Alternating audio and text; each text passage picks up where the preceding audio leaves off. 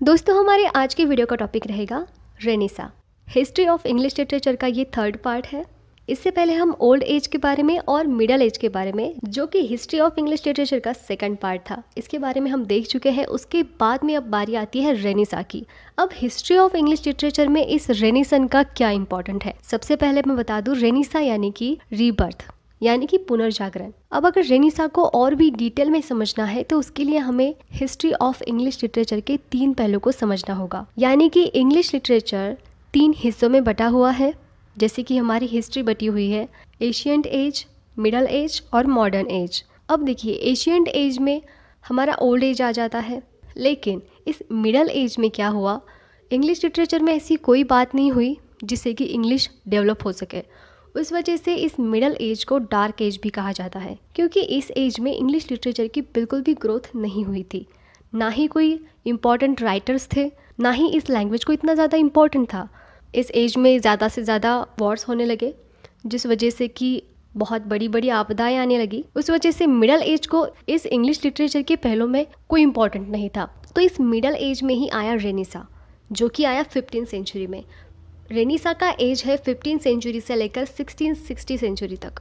अब देखिए, middle age में तो कोई खास बात थी ही नहीं, लेकिन इस रेनेसा के वजह से ओल्ड एज और मॉडर्न एज के बीच में जो एक सीढ़ी बनी, वो इस रेनेसा के वजह से, उस वजह से रेनेसा एज को बहुत ज़्यादा इंपॉर्टेंट है इंग्लिश लिटरेचर में। उस वजह से हिस्ट्री ऑफ इंग्लिश लिटरेचर की इस सीरीज़ में रेनेसा का एज भी बहुत ज़्यादा इंपॉर्टेंट है। तो चलिए जान लेते हैं रेनेसा के बारे में। सबसे पहले मैं बताना चाहूँगी कि रेनेसा ये वर्ड सबसे पहले किसने यूज़ किया। उसका नाम था जूल्स मिसलेड, जो कि फ्रेंच से बिलोंग करते हैं।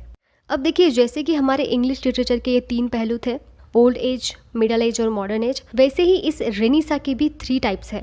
अर्ली एज, जो कि 13th सेंचुरी से लेकर 14th सेंचुरी तक था। अब देखिए, मैंने बताया था कि 15th सेंचुरी में रेनेसा आया, तो जो स्टार्टिंग हो रही थी उस वजह से उसका पीछे का जो पार्ट था उसे लोग अर्ली रेनेसा मानते हैं। उसके बाद है हाई रेनेसा, वो आया 14th सेंचुरी से लेकर 15th सेंचुरी तक, मतलब वो धीरे धीरे डेवलप होते जा रहा था। उसके बाद आया लेट रेनेसा, जो कि पूरी तरह से डेवलप हो चुका था, और वो टाइम था 16th सेंचुरी का। ये 3 टाइप्स है, early Renaissance, high Renaissance and let Renaissance. अब देखिए, सबसे पहले यहाँ पर जानना ज़रूरी है कि ये रेनेसा कहाँ से शुरू हुआ था।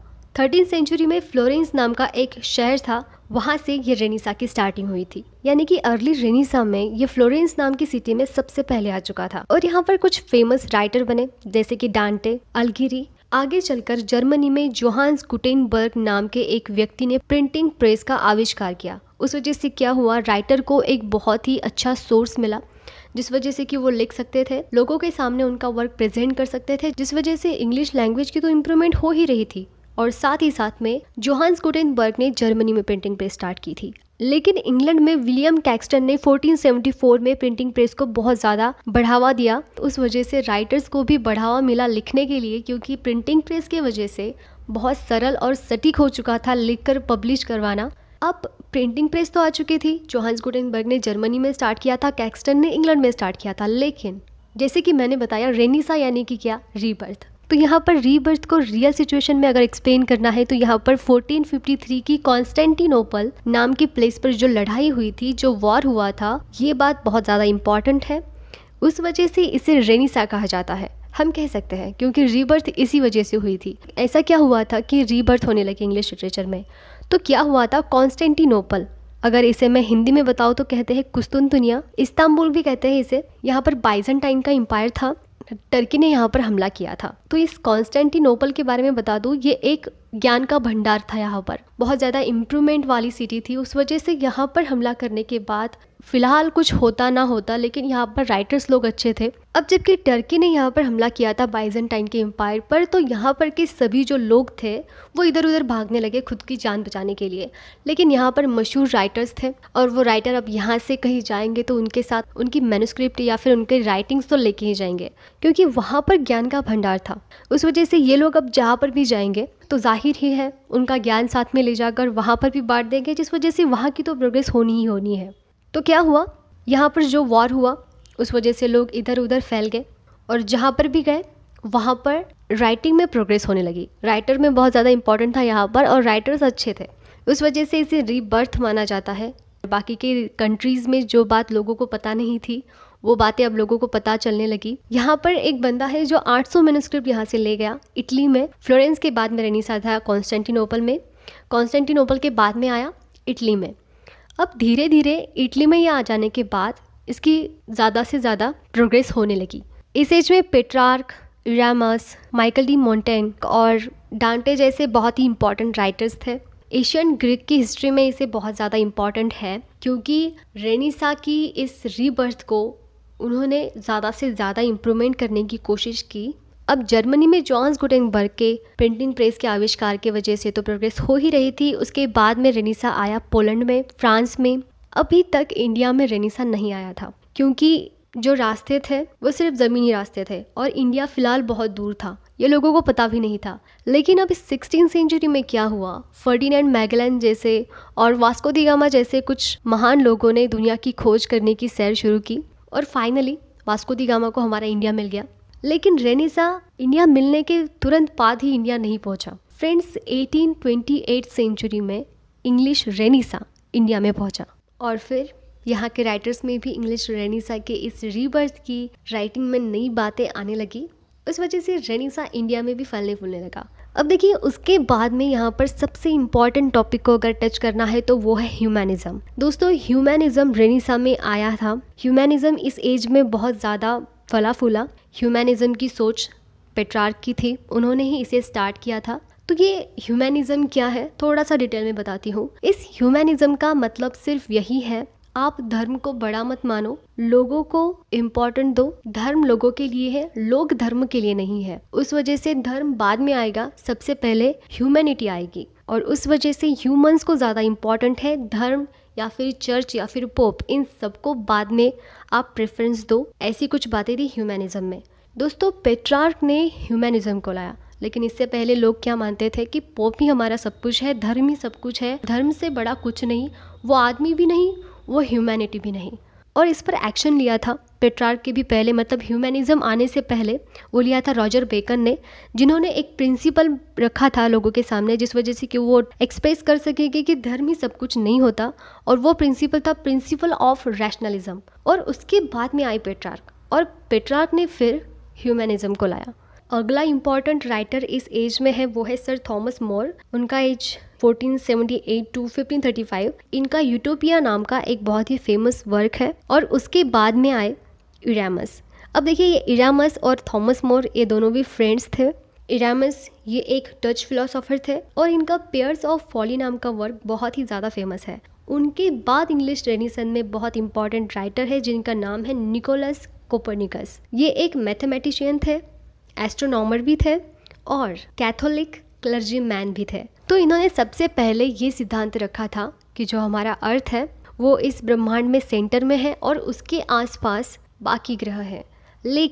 लेकिन गैलीलियो वो भी एक बहुत ही फेमस एस्ट्रोनॉमर है और उन्होंने इससे अलग बात बताई थी। उनका सिद्धांत ये बताता था कि हमारा ये जो अर्थ है वो सेंटर में नहीं है, सन सेंटर में है, यानी कि सूर्य सेंटर में है और हमारी पृथ्वी है जो उसके आसपास घूमती है, उसके आसपास चक्कर लगाती है। तो ये सिद्धांत रखा था बिल्कुल भी अपोजिट कोपरनिकस के गैलीलियो ने। नोट डाउन करने वाली बात है, ये सिद्धांत भी इसी रेनेसां एज में लिखे गए थे। अब देखिए, इस एज में केपलर और न्यूटन जैसे राइटर्स भी आए थे। अब देखिए, इस एज में ना ही तो सिर्फ राइटिंग की इम्प्रूवमेंट हुई, साथ ही साथ में और भी कलाओं का आविष्कार होने लगा, उसे भी इम्पोर्टेंट मिल रहा था। जैसे कि इस एज में इटली में Raphael, Leonardo da Vinci, Bellini and Michael नाम के कुछ पेंटर्स थे जो कि बहुत ही ज़्यादा फेमस थे। इसमें जो लियोनार्डो दा विंसी है, इन्होंने मोनालिसा नाम की एक स्केच को बनवाया था जो कि सबसे पहले ऐसी स्केच मानी जाती है जिसमें किसी ने सबसे पहली बार स्माइल को स्केच किया था। क्योंकि इस स्केच में अगर हम उस लड़की की फोटो देखेंगे जिसका नाम उन्होंने मोनालिसा बताया है, उसके चेहरे पर एक क्विक स्माइल है जो कि सबसे पहली बार बनाई थी लियोनार्डो दा विंसी ने। ये कुछ मशहूर राइटर है, इनके बारे में ज़रूर नोट कर लेना। यूजीसी नेट में इस पर क्वेश्चन आ चुके थे। 2019 में इस पर क्वेश्चन था कि इन राइटर्स में से कौन सा राइटर रेनेसां एज में आता है, उस वजह से इस राइटर को नोट डाउन कर लेना इंपॉर्टेंट है। सबसे पहले थे Raphael, Leonardo da Vinci, Bellini and Michael. Right, Leonardo da Vinci बहुत ही ज़्यादा फेमस है, तो उनके बारे में थोड़ा सा बताती हूँ। लियोनार्डो दा विंसी का तो मोनालिसा ये एक स्माइलिंग वाली फर्स्ट पेंटिंग थी जो कि इम्पोर्टेंट है, लेकिन उसके बावजूद लियोनार्डो दा विंसी ने और एक स्केच बनवाई थी जिसे लियोनार्डो दा विंसी विट्रू मैन के नाम से जाना जाता है। दोस्तों, इस स्केच पर बहुत बड़े बड़े सिद्धांत बने, लेकिन बताया जाता है इनकी इस स्केच के पीछे बहुत बड़ा मीनिंग है जिसे कुछ राइटर्स इंपॉर्टेंट देते हैं। अब देखिए, हमने क्या देखा था शुरू से कि फ्लोरेंस नाम की सिटी में रेनेसा आया, उसके बाद में कॉन्स्टेंटिनोपल यानी कि इस्तांबुल से वो फिर इटली में आ चुका था, इटली के बाद में जर्मनी में आया, जर्मनी के बाद पोलैंड, फ्रांस और फिर अदर कंट्रीज में। अब तक इंग्लैंड में रेनेसा नहीं पहुंचा था। इंग्लैंड में रेनेसा बहुत बाद में गया, वो गया था 1550 सेंचुरी से लेकर 1660 सेंचुरी तक। 1550 में उसकी इतनी ग्रोथ नहीं हुई थी जितनी कि 16 सेंचुरी के स्टार्टिंग में हो चुकी थी, क्योंकि दोस्तों 16 सेंचुरी में यहाँ पर रानी हुई थी एलिजाबेथ। इस क्वीन एलिजाबेथ ने राइटिंग को या फिर आर्ट्स को बहुत ज़्यादा इंपॉर्टेंट दिया, जिस वजह से रेनेसा यहाँ पर ज़्यादा फला फूला। 1660 सेंचुरी तक इंग्लैंड में था ये रेनेसा, यानी कि न्यू क्लासिकल एज के स्टार्टिंग में ही, तब तक ये वहाँ पर था। लगभग सभी इम्पॉर्टेंट कंट्रीज में रेनेसा पहुँच चुका था। अब ग्रोथ होने लगी थी वर्नैक्यूलर लिटरेचर में। अब ये वर्नैक्यूलर लिटरेचर क्या है? वर्नैक्यूलर लिटरेचर यानी कि क्या कॉमन पीपल की एक स्पीच रहा करती थी, एक भाषा रहा करती थी, जिनमें अब सिर्फ लैटिन और ग्रीक भाषाओं के अलावा दूसरी भाषाओं का भी आविष्कार होना शुरू हो चुका था। यानी कि अब लोग लैटिन और ग्रीक भाषा के अलावा भी दूसरी भाषा जानने लगे थे, लिखने लगे थे। अब ये हम कह सकते हैं जोहान्स गुटेनबर्ग और कैक्सटन की वजह से हो चुका होगा, क्योंकि उन्होंने जिस वजह से कि प्रिंटिंग प्रेस को स्टार्ट किया था, तो जिन लोगों को जितना आता है उनकी लैंग्वेज में वो लिख दिया करते थे। अब पब्लिश करना इतना इजी हो चुका था तो क्यों नहीं, हर कोई उनकी नॉलेज को सामने रखने के लिए राइटिंग को ही अपना सोर्स मानने लगे थे। क्योंकि जाहिर सी बात है, फिलहाल तो हमारे पास फेमस होने के लिए बहुत सारे रास्ते हैं, जैसे कि नेटवर्क है, यूट्यूब है, गूगल है और बहुत कुछ। लेकिन उस वक्त में ये कुछ नहीं था, तो वहाँ पर सिर्फ और सिर्फ राइटिंग ही थी, किताबी ही थे जो लोगों के पास पहुँच चुके थे। तब तो ना ही तो ड्रामा में इम्प्रूवमेंट थी, ना ही किसी और चीज़ में, जिस वजह से कि लोगों को अपना नॉलेज दूसरी और ट्रांसफ़र करने का कोई मीडियम था। तो उस वजह से लोगों के पास राइटिंग के अलावा कोई ऑप्शन था ही नहीं। बहुत बड़ी मात्रा में जो लैंग्वेज बोली जाती थी, जैसे कि ग्रीक या फिर लैटिन, डायरेक्टली लिखकर पब्लिश कर देते थे, क्योंकि ज़्यादातर लोगों को यही लैंग्वेज आती थी। लेकिन जिनको नहीं आती थी उनकी क्वांटिटी कम थी, और लिख भी लेते तो उनकी पढ़ने की भी क्वांटिटी कम थी, तो उस वजह से उन्हें इतना ज़्यादा बढ़ावा नहीं मिलता था। लेकिन अब इतना सरल हो चुका था प्रिंटिंग प्रेस की वजह से, हर कोई लिख सकता था, क्योंकि पब्लिश करवाना बहुत ईजी हो चुका था। उस वजह से लोगों ने जितना उनके लैंग्वेज में उनको आता है वो डायरेक्टली लिखने लगे, और जिनको वो लैंग्वेज आती है, मिनिमम लोग होंगे, फिर भी वो उसे पढ़ सकते थे, उस नॉलेज को ऑब्जर्व कर सकते थे। तो उस वजह से किताबों की ज़्यादा से ज़्यादा मात्राएँ बढ़ने लगी। प्रिंटिंग प्रेस के आविष्कार की वजह से एक फ़ायदा ही मिला लोगों को, राइटिंग को। तो अब सभी लैंग्वेज में ये राइटिंग इतनी ज़्यादा प्रोग्रेस में आ रही थी, तो लोगों को सिर्फ ग्रीक और लैटिन लैंग्वेज को ही प्रेफरेंस देना इतना ज़्यादा इम्पॉर्टेंट नहीं लगता था। लेकिन अब सोर्सेज बढ़ने लगे तो उनके सामने ऑप्शन भी बढ़ने लगे। तो क्या हुआ, इंग्लिश लिटरेचर के इस वर्नैक्यूलर लिटरेचर में बहुत ज़्यादा इम्प्रूवमेंट होने लगी। अब देखिए, टचमार्क एम्पायर ये एक लैंग्वेज थी, इनके पास कुछ मैन्युस्क्रिप्ट थी, तो उन्होंने क्या किया, इन सभी मैन्युस्क्रिप्ट को अभी जो फिलहाल लैंग्वेज वहाँ पर चल रही थी उसमें उसे ट्रांसलेट किया। अब ट्रांसलेट किया तो क्या हुआ, वो नॉलेज डायरेक्टली इनकी लैंग्वेज में कन्वर्ट होने की वजह से सभी के पास बंटने लगा। उस वजह से उसकी भी डेवलपमेंट होने लगी, साथ ही साथ में उस नॉलेज की वजह से लोगों की भी ग्रोथ होने लगी। इसी ग्रोथ से आया फिर वेल्श लिटरेचर, फिर एंग्लो सेक्सन लिटरेचर आया, और बाद में गोथिक लिटरेचर। इसके बारे में मैंने ओल्ड इंग्लिश लिटरेचर में बहुत ही डिटेल में बताया है। आप चाहे तो ओल्ड इंग्लिश लिटरेचर की वीडियो में उसे डिटेल में देख सकते हो। मैं डिस्क्रिप्शन बॉक्स में भी ओल्ड इंग्लिश लिटरेचर की लिंक दे दूंगी। अब जान लेते हैं इस वर्नैक्यूलर लिटरेचर के सबसे इंपॉर्टेंट राइटर्स, डांटे, पेट्रार्क। फ्रेंड्स, पेट्रार्क ने ह्यूमैनिज्म के साथ साथ आविष्कार किया था सोनेट का। उसके बाद में फेमस राइटर है बोकासियो। अब ये बोकासियो जो है, इन पर चौसर का बहुत ज़्यादा प्रभाव था, यानी कि वो इंस्पायर थे जॉफ्री चौसर से, जो कि बेमिसाल राइटर है। इनकी वजह से फिर रेनेसा डेवलप होते चला गया। पेट्रार्क और डांटे ये दोनों बहुत बड़े नाम हैं, इन दोनों का नाम ही रेनेसा के लिए काफ़ी है। बहुत ही फेमस राइटर है दोस्तों, इनके बारे में डिटेल में वीडियो ज़रूर बनेगी, तब इनके बारे में और भी डिटेल में जान लेंगे। रेनेसन एज में इंग्लैंड में एक टीचर थे जिनका नाम है रॉजर अशेम। 1514 से लेकर 1568 इनका एज था। तो इनका नाम यहाँ पर इस वजह से मैंने लिया है क्योंकि ये एक ऐसे टीचर थे जो एलिजाबेथ के वंश के प्रिंसेस को सिखाते थे ग्रीक और लैटिन लैंग्वेज। उस वजह से रॉजर अशेम ये भी एक इम्पॉर्टेंट नाम है रेनेसां एज में। दोस्तों यहीं पर रेनेसां खत्म हो जाता है। इन शॉर्ट रेनेसां में इम्पॉर्टेंट अगर टॉपिक है वो है कॉन्स्टेंटिनोपल की वो लड़ाई जो कि टर्की हमला कर देते हैं बाइजेंटाइन पर, और बाइजेंटाइन से फिर लोग इधर उधर जाकर उनकी नॉलेज को अपने आप अपने साथ बिखर कर ले जाते हैं। उसी वजह से इंग्लिश लिटरेचर की फिर इंप्रूवमेंट होने लगती है। रिबर्थ कहा जाता है उस वजह से उसे। कॉन्स्टेंटिनोपल एक ज्ञान का भंडार था, तो यहाँ से वो नॉलेज हर तरफ फैल कर इंग्लिश लैंग्वेज को रिबर्थ मिला, और उसी वजह से इसे रेनेसां कहा जाता है। 15th सेंचुरी से लेकर 1660 सेंचुरी तक क्या हुआ ये हमने डिटेल में देखा है, और उसके बाद में इंग्लिश रेनेसां 1550 सेंचुरी से लेकर 1616 सेंचुरी तक इंग्लैंड में था, और वहाँ पर रेनेसां की जितनी ग्रोथ हुई उतनी इन सभी